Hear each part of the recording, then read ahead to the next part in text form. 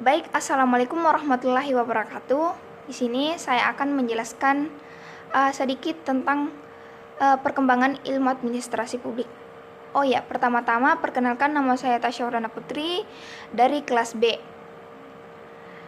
Di mana paradigma pertama yaitu dikotomi politik administrasi mulai dari tahun 1900 sampai 1926.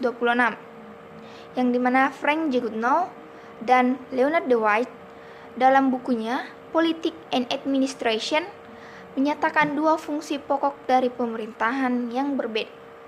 Yang dimana pertama itu fungsi politik yang melahirkan kebijaksanaan atau keinginan negara. Yang kedua, fungsi administrasi yang berhubungan dengan pelaksanaan kebijakan negara. Penekanan pada paradigma ini terletak pada lokusnya. Menurut Goodnow, lokusnya berpusat pada birokrasi pemerintahan, sedangkan fokusnya yaitu metode atau kajian apa yang akan dibahas dalam administrasi publik kurang dibahas secara jelas. Administrasi negara memperoleh legitimasi akademiknya lewat lahirnya Introduction to the of Study Public Administration oleh Leonard Dwight yang menyatakan dengan tegas bahwa politik seharusnya tidak ikut mencampuri administrasi, dan administrasi negara harus bersifat studi ilmiah yang bersifat bebas nilai. Nah, pada paradigma kedua ini, prinsip-prinsip administrasi negara pada tahun 1927 hingga 1937. Pada fase ini, administrasi diwarnai oleh berbagai macam kontribusi dari bidang-bidang lain, seperti industri dan manajemen. Berbagai bidang inilah yang membawa dampak yang besar pada timbulnya prinsip-prinsip administrasi. Prinsip-prinsip tersebut yang menjadi fokus kajian administrasi publik. Sedangkan lokus dari paradigma ini kurang ditekankan karena esensi prinsip-prinsip tersebut. Di dalam kenyataan bahwa prinsip itu bisa terjadi pada semua tatanan, lingkungan, misi atau kerangka institusi, ataupun kebudayaan. Dengan demikian, administrasi bisa hidup dimanapun asalkan prinsip-prinsip tersebut dipatuhi. Pada paradigma kedua ini, pengaruh manajemen klasik sangat besar. Tokoh-tokohnya adalah F.W. Taylor yang menuangkan 4 prinsip dasar, yaitu yang pertama, perlu mengembangkan ilmu manajemen sejati untuk memperoleh kinerja baik. Yang kedua, perlu dilakukan proses seleksi pegawai ilmiah agar mereka bisa tanggung jawab dengan kerjanya. Yang ketiga, perlu ada pendidikan dan pengembangan pada pegawai secara ilmiah.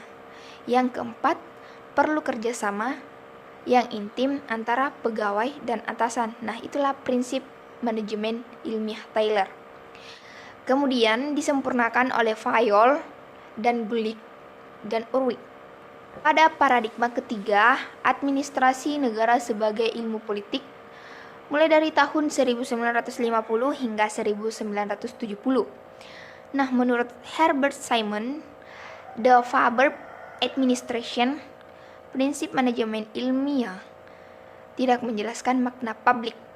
Dari public administration, menurut Simon bahwa tidak menjelaskan apa yang seharusnya dilakukan oleh administrator publik, terutama dalam decision making.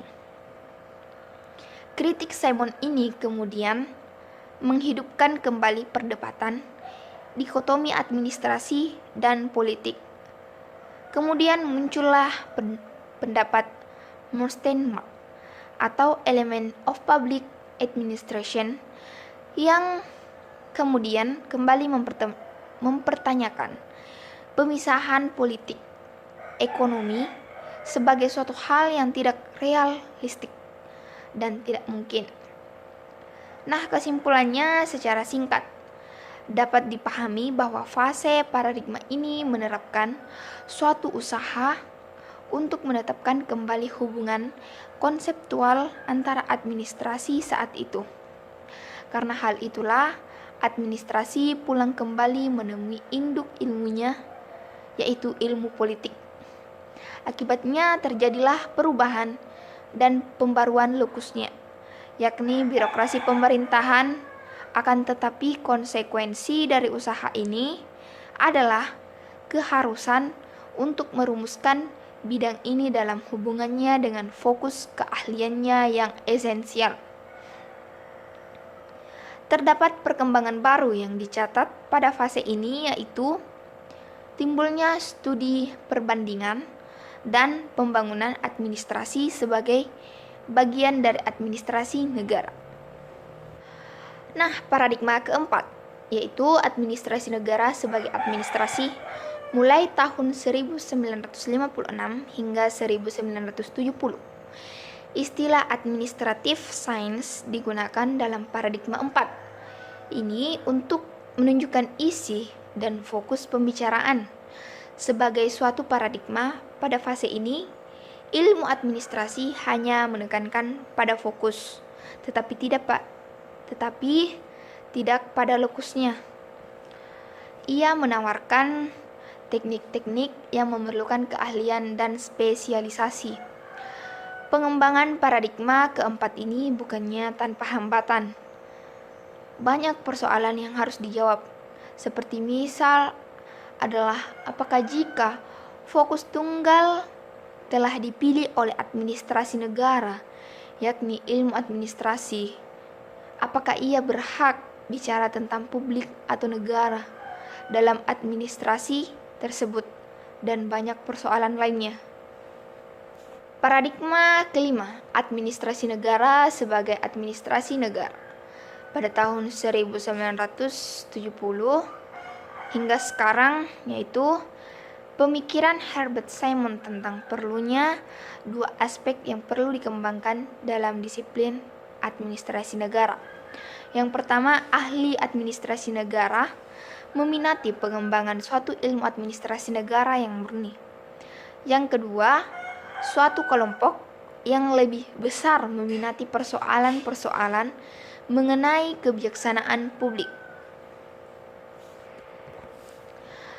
Lebih dari itu, administrasi negara lebih fokus ranah-ranah ilmu kebijaksanaan atau policy science dan cara pengukuran dari hasil-hasil kebijaksanaan yang telah dibuat.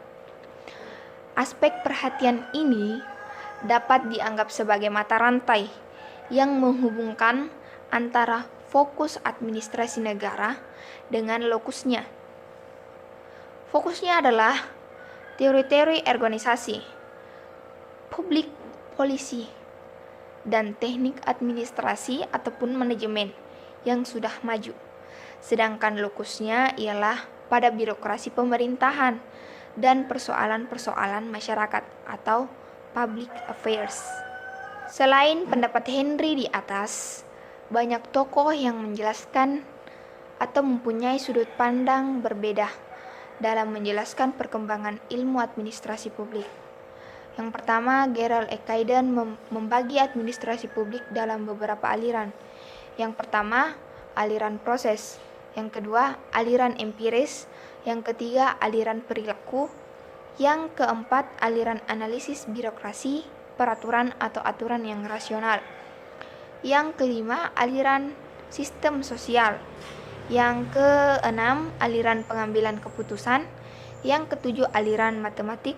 Yang kedelapan, aliran pendekatan holistik.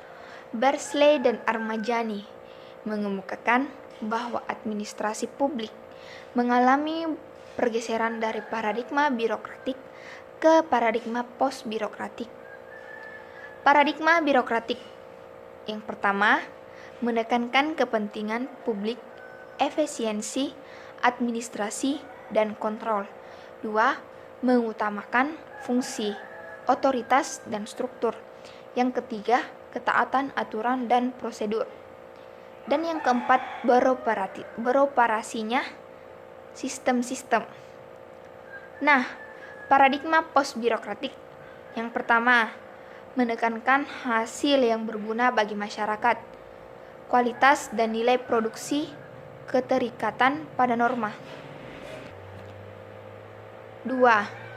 Mengutamakan pemberian penilaian masyarakat, akuntabilitas, dan hubungan kerja. Yang ketiga, penerapan pemahaman identifikasi masalah.